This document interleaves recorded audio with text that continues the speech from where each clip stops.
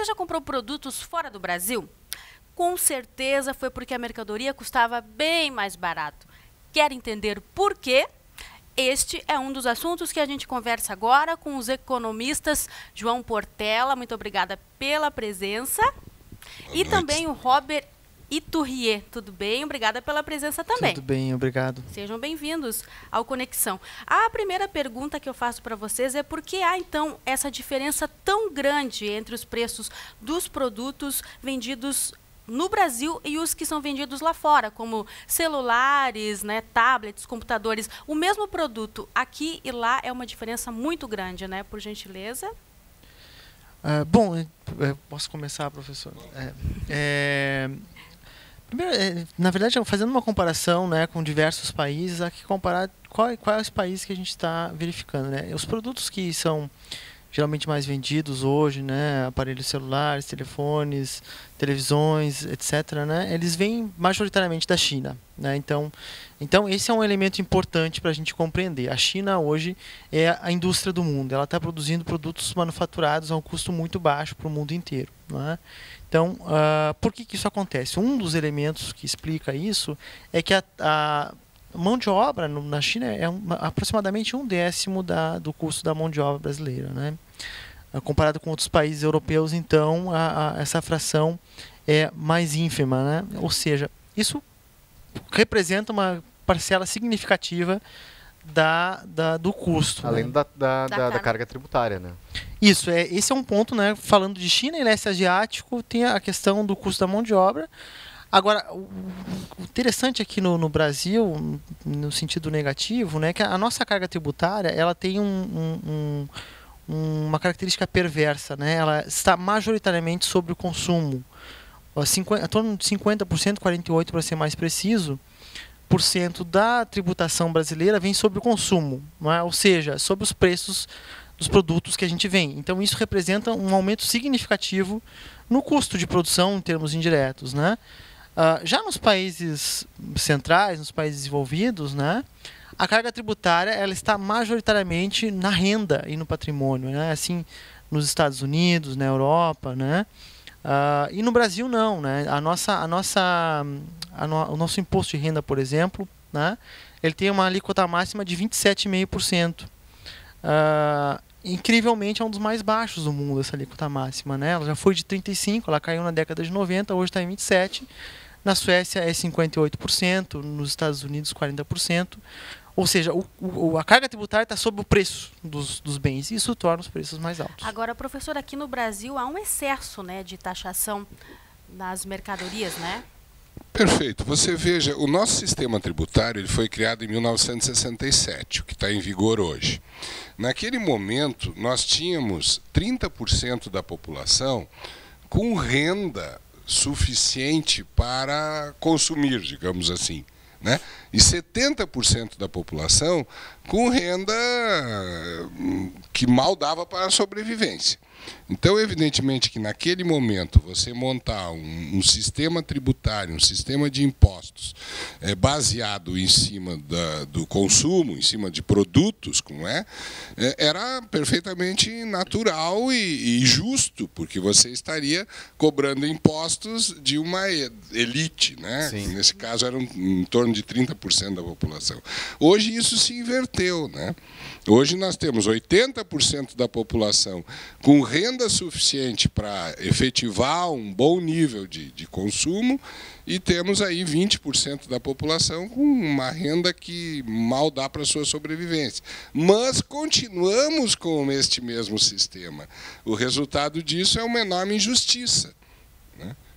Já temos dados aí, o IPEA já demonstrou pesquisas, o IPEA é um órgão do governo que faz pesquisas econômicas, né, já demonstrou que a carga tributária sobre aqueles que ganham menos é maior do que a carga tributária sobre aqueles que ganham mais. Ainda assim, né, professor, as classes A e a B do Brasil, elas acabam indo para alguns espaços, né, de consumo onde o preço é muito mais barato do que no Brasil, como Miami, por exemplo. Chegam lá, fazem um rancho e trazem essas classes têm como ir para lá, né, escapar desse sistema perverso. As mais baixas não, elas estão aqui e o imposto está ali dentro do feijão, dentro do arroz, dentro da lata de azeite, penalizando ela de maneira muito grave.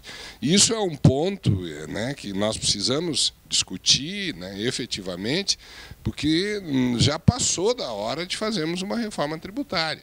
E uma reforma tributária que mude isso, como disse... Mas só isso soluciona? É um Tem que grande inverter a passo, lógica, é um né? grande passo, é um grande passo. Claro que nós temos outros problemas. A soja americana é produzida mais cara do que a nossa, mas chega lá na China mais barato do que a nossa, devido aos nossos gargalos de infraestrutura, de estrada, de portos, etc. Não temos uma malha ferroviária Então, eficiente. não é só isso, né? Nós temos uma série de problemas. Agora, sem dúvida nenhuma, que a grande diferença hoje em termos de preços finais, uma das grandes diferenças em termos de preços finais no Brasil e em outros países, é sem dúvida nenhuma a questão da carga tributária.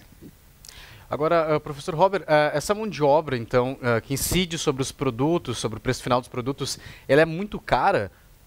Também tem muitos encargos que as empresas precisam pagar, recolher, fundo, enfim. No Brasil, você diz? No Brasil, tão caro, isso. né? No Brasil.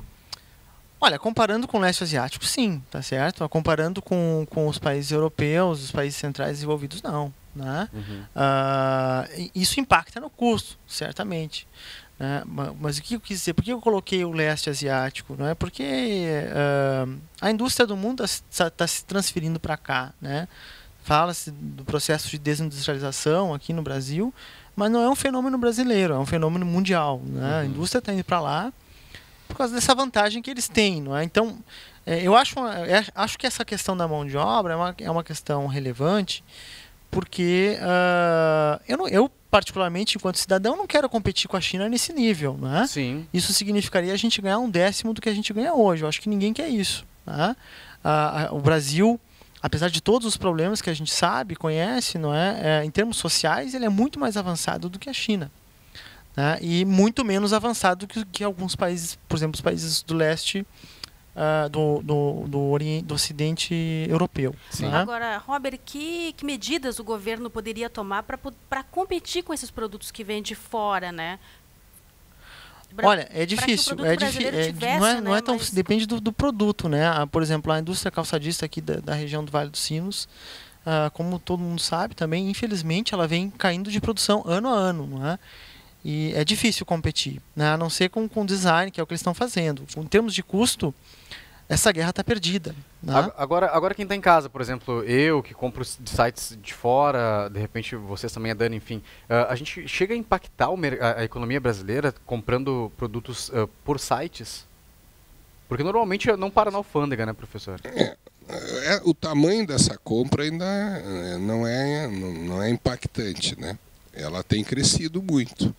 Né? Tem crescido muito, tanto que o governo já tem procurado mecanismos de bloquear ela, né? Mas ela não é significativa ainda. Né? E o próprio governo acho que até já criou alguns mecanismos aí, parece que os Correios, enfim. Sim, uma taxa, até agora os Correios estão cobrando R$12, né, para entrega de produtos comprados fora do país. É uma maneira também de frear, né? Perfeito, né? Mas não é impactante ainda, né? É um grau pequeno. Né? Mas, evidentemente, que a tendência é que isso vai crescendo, as pessoas vão descobrindo, né? E certamente, quando isso alcançar um nível determinado, o governo vai entrar com as medidas. Claro. Mas essa seria para frear ou para pagar aí o custo do correio? O que o senhor acha? Essa aí eu acho que é só o custo do correio. É muito pouco, né? Diante do valor porque das normalmente compras, tu compra né? desses sites de fora e vem com free shipping, né? Tu não paga a entrega. Então, provavelmente eles devem ter colocado justamente para cobrir algum valor. Eu, particularmente, nunca fiz nenhuma compra nesse tipo de site, né? Não sei exatamente como está funcionando assim, né? Na operacionalidade. Mas não acredito que seja impactante o volume, não. Agora, Robert, aqui no Rio Grande do Sul a gente viu aí o fenômeno dos free shops uruguaios se proliferarem, né, nas cidades que fazem fronteira com o Brasil. Quem já não foi, né, lá em Ribeira Eu já fui comprar Eu muita nunca fui. coisa. Eu confesso que fui. Perfume, eletrônica, a gente vai e compra, né? Agora, por que essas Vinho? mercadorias... eu não Tem sou gente muito... que Mas compra vinho lá, perfume né? eu vou muito. Agora, por que lá é tão mais barato, né?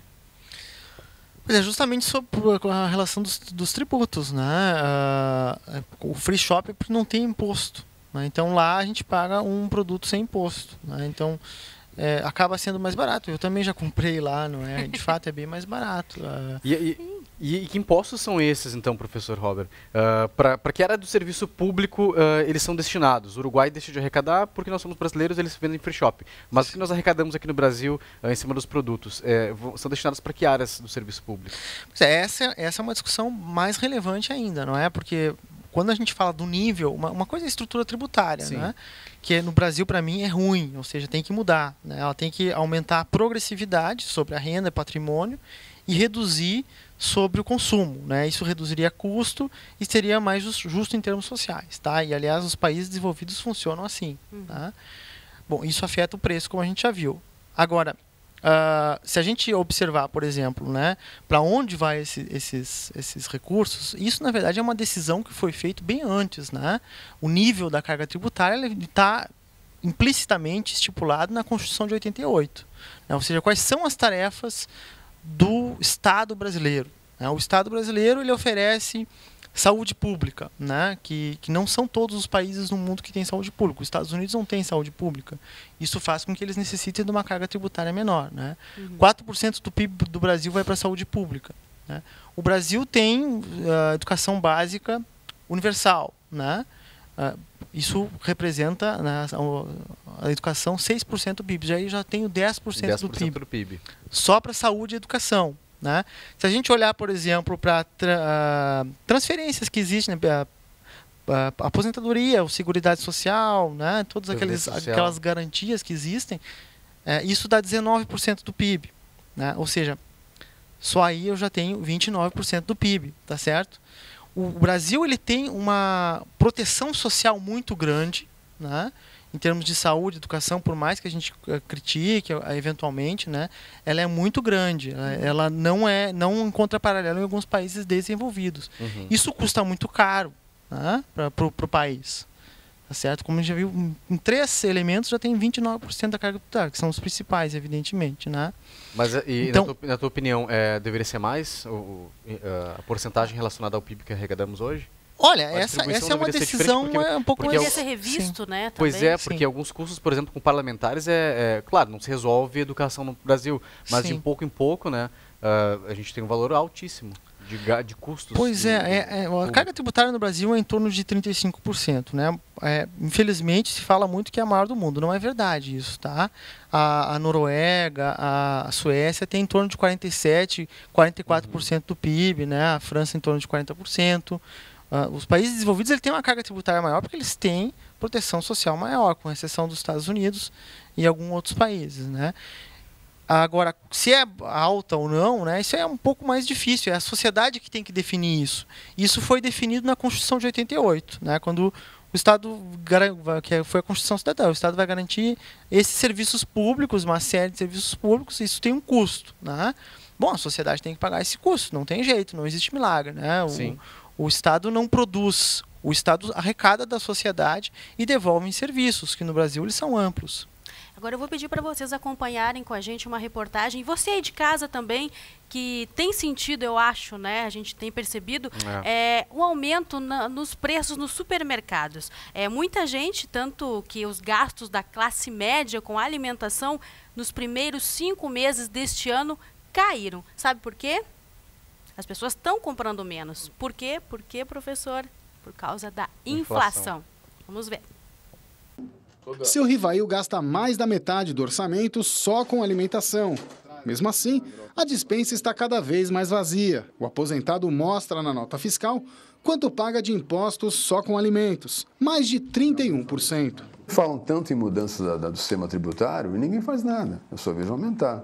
Muda para pior, na realidade. E isso eu falo categoricamente que eu tenho 62 anos. Eu vejo isso há muito tempo. Essa é uma reclamação comum. Eu comprava muito mais. Eu fazia, às vezes, despesa e colocava em despensa. Hoje, eu mal consigo colocar dentro de um armarinho. Uma pesquisa comprovou que os gastos da classe C nos supermercados brasileiros caíram nos 5 primeiros meses deste ano. Esses consumidores que sustentavam o consumo de bebida, comida e higiene perderam espaço para as classes mais altas. Segundo o Instituto Nielsen, de janeiro a abril, os gastos das famílias com esses itens cresceram 7%.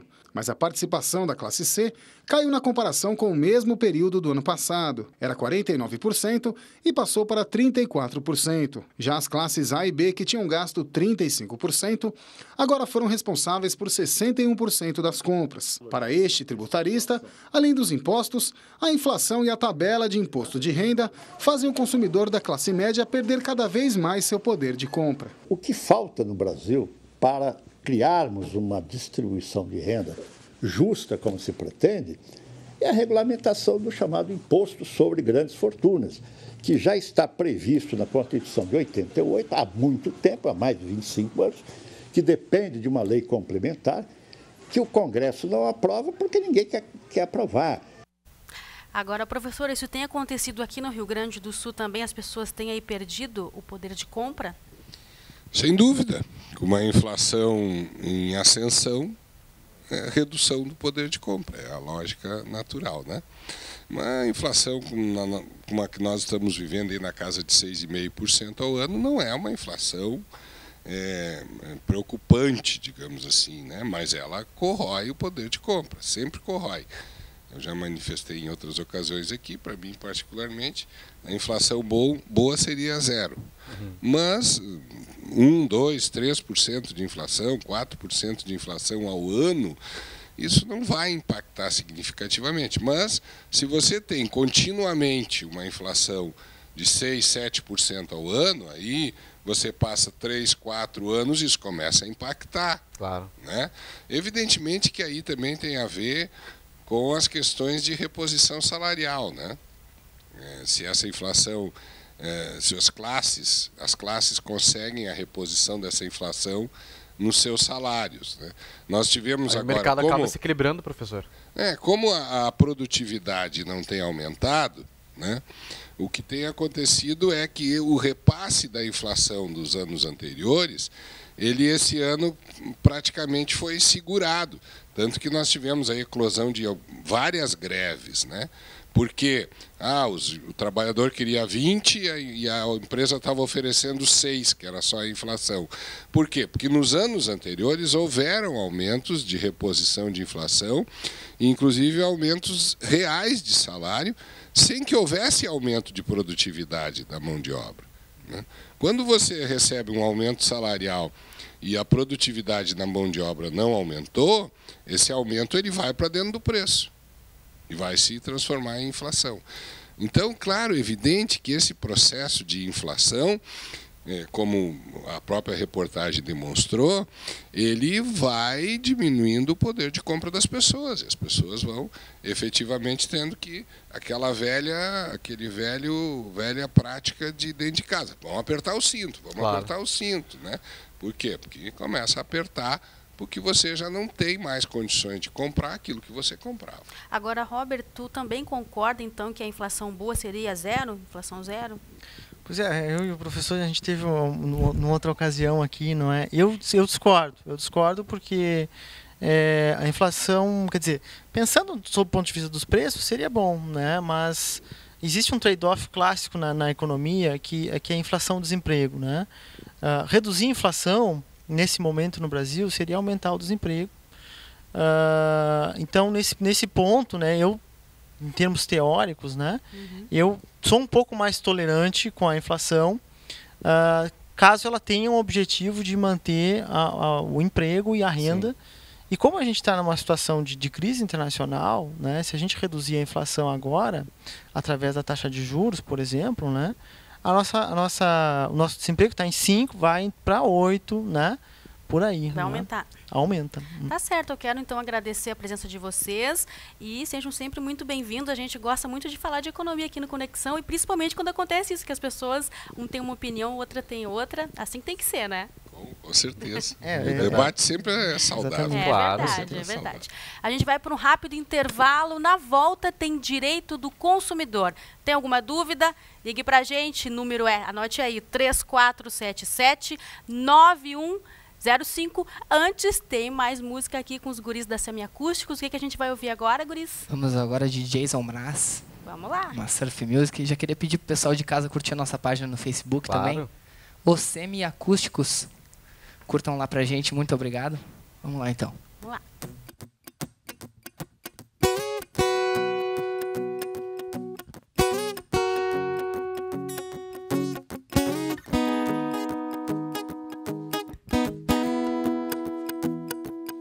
Well, you don't me in a bed, I felt it. I tried to beat you, but you so hot that I melted.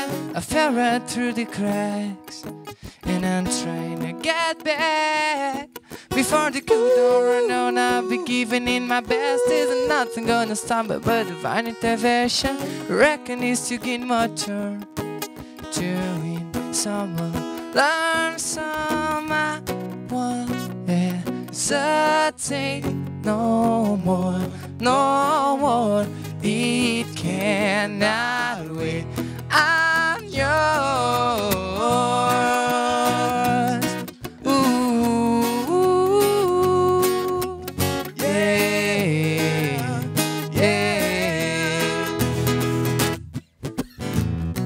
Well, open up her eyes and see like me. Open up her planes and damn you're free. We'll look into your heart and you'll find the love, love, love, love. Listen to the music of the moment, people dance and sing. We're just one big family. You need to go for sacred to be love, love, love, love, love. So I want hesitate no more, no more. It cannot wait. I'm sure there's no need to complicate our time. Is sure this is our fate. I'm your and now you want to come on, scoot on over close again.